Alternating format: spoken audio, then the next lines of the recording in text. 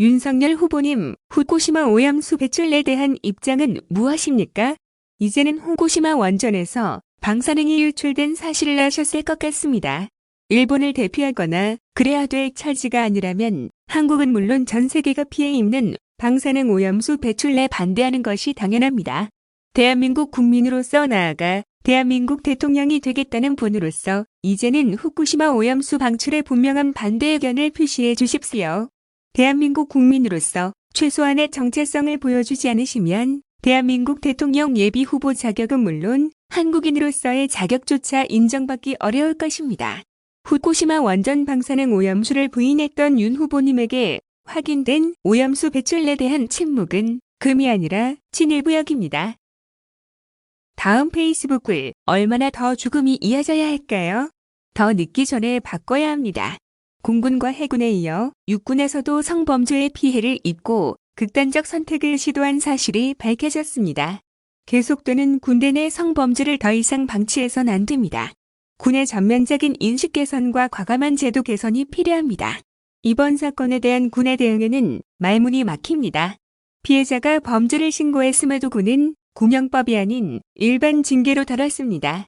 사건 접수 후 피해자의 형사 고소 의사가 확인되지 않았다는 이유로 징계 절차부터 진행했다는 게 군의 해명이지만 상식적이지 않습니다.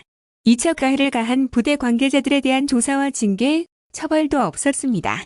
매번 군대 내 성폭력 범죄의 발생과 피해자를 보호하지 못하는 군의 조치가 문제로 지적되지만 개선되지 않고 있습니다. 지난 4년간 군에서 발생한 성범죄 사건의 절반 정도가 불기소 처분되었습니다. 실형 선고는 6%에 불과합니다.